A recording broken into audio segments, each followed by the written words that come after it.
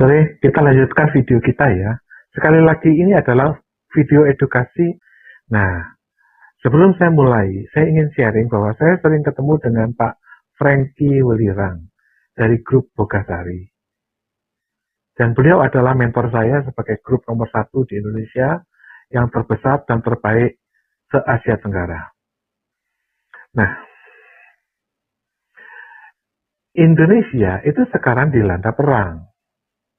2 tahun yang lalu, saya sudah melaporkan kepada Pak Franky Welirang adanya operasi rahasia mafia nikel yang melibatkan Saratoga, Adaro, Merdeka Cooper, dan itu pada bulan Mei tahun 2023, sahamnya turun 70%. Itu sudah saya laporkan. Jadi, Indonesia itu diperangi. Perang apa? Ya, pertama perang mafia nikel. Berikutnya perang mafia judi online. Berikutnya perang mafia tambang timah. Berikutnya apa? Malah terbalik sekarang.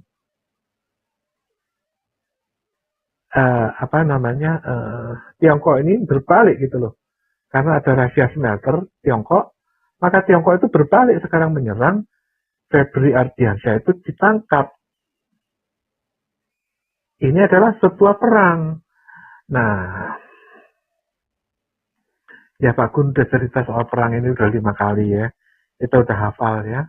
Mulai dari indeks harga saham kita turun, harga saham Bank BCA, Bank Mandiri, Bank BNI, Bank BRI, semua turun 50% dibanding tahun lalu. Harga saham-saham perusahaan itu turun 70%. Dan seluruhnya ya, indeks harga saham itu turun 20% dalam waktu setahun. Nah,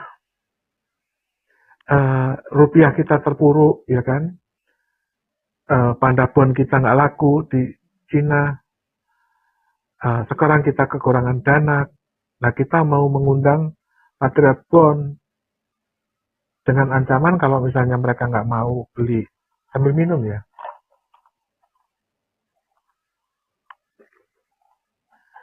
Dengan ancaman kalau konglomerat ini nggak mau membeli Patriot Bond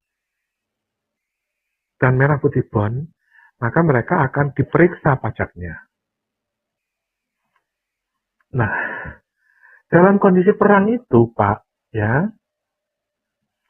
para pemangku kuasa itu saling gigit-menggigit. Karena apa? Ini kan dapat serangan ya. Misalnya gini deh, misalnya. Rumah kita tuh mati lampu deh, ya. Otomatis kan bapak, ibu, anak ngomel kan, gerah Pak, gerah Bu, ya kan, mati Bu, nggak ada listrik Bu. Nah, semua kan gerah kan, gitu loh. Jadi dengan serangan dari luar itu, maka mereka itu semua akan saling gigit. Buktinya tadi, Febri Ardiansyah itu digigit sama polisi. Lalu bayangin polisi makan jaksa. Kedua, coba contohnya, ada seorang laksamana muda bintang 1 itu dipenjara gara-gara kasus satelit. Dia ngomel-ngomel, dia makan sate aja 10 nggak dihabisin. Orang ini sederhana, Pak Leonardi namanya. Kalau lihat namanya ini, ya Leonard itu agak ya, nonis. Tapi saya nggak tahu. Yang ketiga, Menteri Pendidikan Nadiem Makarim itu dipenjara 15 tahun. Ya. Silmi Karim itu Wakil Menteri Imigrasi dipenjara, dirampas. Ada Harley Davidson, ada Bentley, ada Porsche, ada Lamborghini. Dan semua ini adalah para pemangku kuasa. Sebetulnya mereka itu mantan menteri, mantan wakil menteri, mantan pejabat Kemhan. Nah, sebaliknya juga, di antara pengusaha juga ada yang jeblok gitu loh. Contohnya ya itu tadi, Adaro, Saratoga, Merdeka Cooper, Tur Bersama, dan masing-masing pemangku kuasa ini itu terpuruk gitu loh Pak. Ya, loh Pak Gun, kalau Pak Gun tahu kita bakal terpuruk, kenapa kok diem aja? Loh, begini Pak, begini. Tujuan perang itu apa? Tujuan perang itu adalah mengkoreksi kebijakan kan. Maka tujuan perang ini bukan mau hancur-hancuran. Kalau hancur-hancuran itu Iran. Kalau perang sekarang itu yang diperangi adalah utang gelap Cina. Utang gelap Cina. Jadi perang itu ada koridornya, ada batasannya gitu loh. Maka persiapan perang ini sejak bulan Mei tahun 2023 tadi, di mana ada operasi mafia nikel, ya, itu mafia nikel itu bocorannya dari Faisal Basri. Lalu mafia nikel itu di take down, lalu kemudian Luhut itu menteri koordinator, ya, raja segala raja itu, akhirnya disuruh mundur pada bulan 20 Agustus tahun 2023. Itu sudah 3 tahun Luhut itu nggak penjabat. Terakhir itu tanggal 20 Agustus tahun 2023. Ya, persiapan kemudian apa? Pada tanggal 28 Maret 2025, itu terjadi revisi Undang-Undang TNI. Kenapa? Gini loh Pak, pada waktu perang itu kan dibuat koridor ya Pak ya, koridor. Yang dipagari itu adalah militer dulu. Militer itu dikaryakan, militer menjaga Coast Guard, militer menjaga kejaksaan. Sekarang militer juga terlibat dalam sengketa, militer terlibat pada penagihan pajak, dan sebagainya. Kenapa? Nah, bakal ada perang ini Pak, bakal ada ajurut-ajurutan. Karena apa? Karena negara kita waktu itu oleh Jokowi salah arah kiblat mengikuti utang gelap Cina. Jadi bagaimana obatnya? Dalam kondisi perang itu begini loh Pak, seperti Anda itu ketemu Ayu Ting Ting ya. Ini Ayu Ting Ting nih, ketemu cowok satu nih. Dia ngomong, kamu bajingan, kamu penjahat kelamin, kamu pedofil, kamu predator, ya kan, makan perawan. Gitu. Satu lagi kamu ketemu Nikita Mirzani ya. Loh. Laki-laki jahanam, bajingan, tak bertanggung jawab, gitu loh. Jadi mereka itu para korban, Pak. Contoh saya ulangi ya, coba Anda ketemu dengan Edward Suryajaya. Dia pasti ngomong, aku nggak salah, yang salah itu si anu, bla bla bla bla bla bla bla. Dia cerita bahwa Prabowo itu tahun 98 itu ngungsi, itu dibantu oleh Edward di Singapura dan di Hong Kong. Itu yang bantu Edward. Orang itu teman main kok. Teman main mereka itu Edward, Abang Tri, Prabowo. Itu teman main. Itu kan dulu orang kaya lama. Anda ketemu dengan Nadiem Makarim nih. Pasti dia ngomong, saya nggak bersalah Pak Gun. Ya, saya nggak mau mengaku bersalah.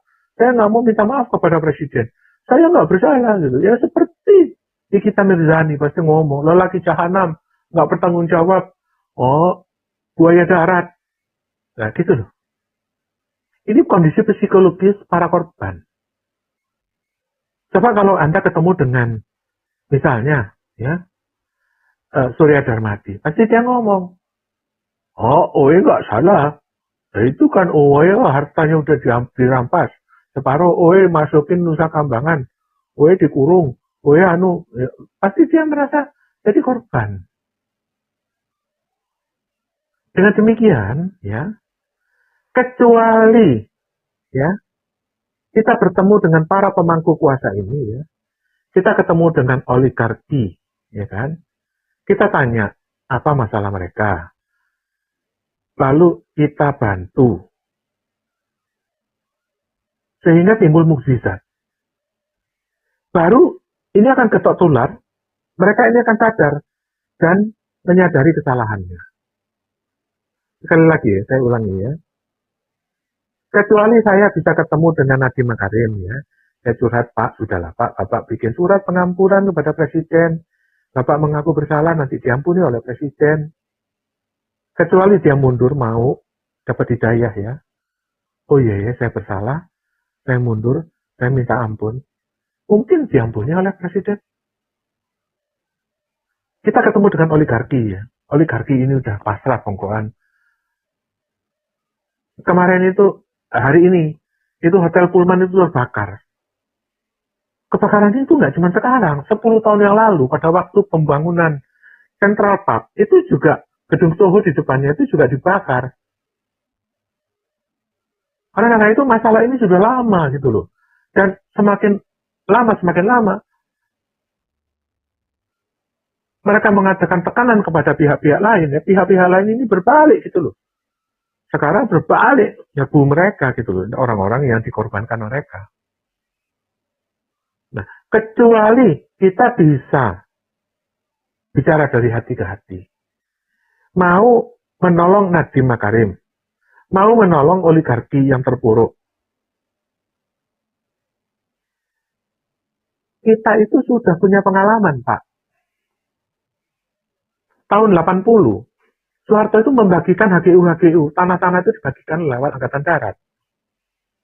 Yang pertama itu dari Bambang Trihatmojo, di Sentul, lewat sentra Geria Prima, yang menerima itu Bambang Tri, Jan Riyadi, Sugianto Kusuma.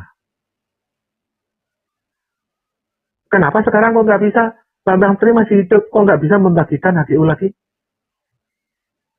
Kenapa Prabowo nggak bisa membagikan HGU lagi? Nah itu yang nampak tilas namanya, dirunut, dijalin kembali gitu loh. Kalau kamu lupa ya, kamu tuh balik ke kuburan, ke Giri Bangun. Ya. Pak Harto, mohon izin, tolong aku diweruhi, ya, diberi inspirasi bagaimana menyelamatkan Indonesia. Soeharto dulu juga pernah kok bagi-bagiin sertifikat kepada Sentul, kepada Mandara Permai, itu yang pertama kan. Terus kepada Pondok Indah, itu kan pernah dilakukan. Itu contohnya ya. Juga,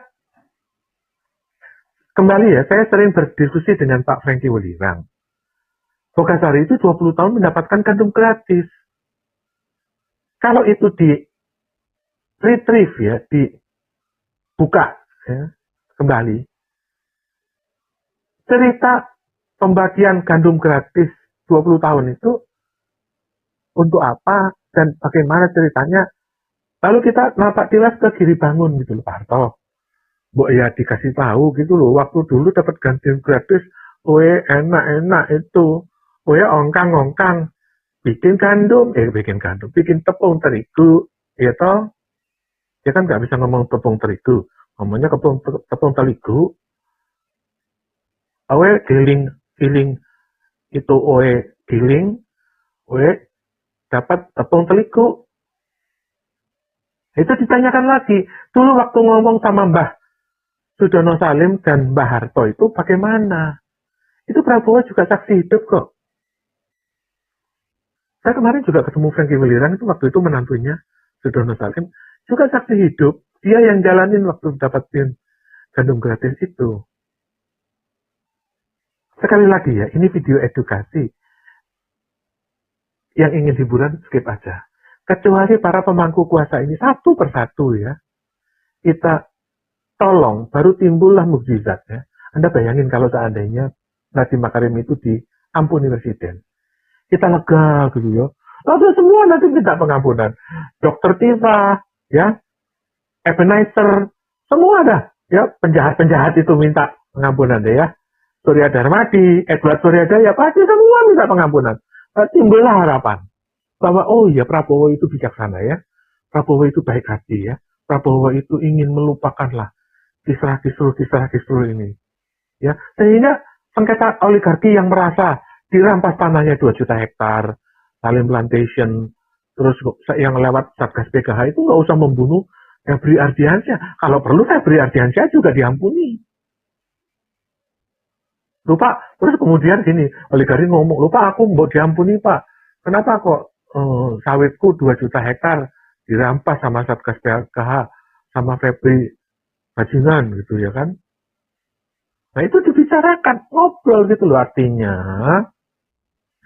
masing-masing pihak itu disembuhkan gitu loh. Sekali lagi ya, kalau dalam keluarga Anda dapat serangan perang nih ya, misalnya rumahmu itu mati lampu, otomatis anak komplain, Papa, ya ini gelap, ini panas, ya kan? Anak perempuan ngomong, Papa, ini saya nggak bisa mandi, airnya nggak ada. Ibunya ngomel-ngomel, Papa, ini gimana? Ini nggak bisa baca ini semuanya ini. Ada TLN bayar apa belum ini? Dan sebagainya, ibu ngomel-ngomel dan sebagainya. Kecuali kita bisa tolong ini. Pak, kenapa tuh Pak kok mati lampu tuh Pak? Iya Om, saya lupa beli token kan gitu. Lah kan ditalangi dulu 100.000 tokennya. Kan nyala paling enggak untuk 2 malam, 3 malam, seminggu. Gitu loh. Yang menolong itu harus orang luar. Nah Nadiem Makarim itu mau menolong dirinya gimana? Orang dia nggak dapat kasur, dia nggak dapat anduk, dia nggak dapat bangku. Delosor itu di penjara. Pernah lihat penjara nggak? Gitu kisahnya ya. Sehingga yang menolong itu harus orang luar. Baru kita tolong, ping, timbullah mujizat. Lalu mujizat ini memberi inspirasi. Wah, Surya Dharma ingin juga pengampunan. Wah, dia tulis surat kepada presiden. Saya minta ampun Bapak. Ya, kalau dulu itu, kalau rakyat itu punya masalah, dia akan di depan stadion itu menghadap raja 3 hari. Sampai hujan, panas. Dia semedi di situ. Sambil sujud kepada sultan. Itulah yang harus terjadi. Juga kepada Prabowo. Dia juga harus merasa, Mas, ya Dek, gitu kan. Ya, mungkin kalau saya lebih muda ya kan. Dek, ini sekarang negara nggak punya duit. Oh iya Pak, nggih Pak, gitu loh. Kalau zaman dulu, nggih, waktu Bapak Presiden itu mayor, dulu kan juga ngundut uang itu dari Cilegon, ya toh, cetak toh di dalam kapal toh, dari Australia kan. Iya. Nah itu Bapak tanya ke Gili Bangun. Lebih gitu loh, waktu itu nyetak gitu. Kalau nggak tahu mungkin Bambang Tri tahu. Proses pencetakan rupiah. Itu dulu kan Pak Prabowo itu dari mayor sampai Letnan Jenderal kan tahu gitu loh. Begitu Letnan Jenderal malah dipecat. Sehingga saksi-saksi semua ini hilang. Sekian.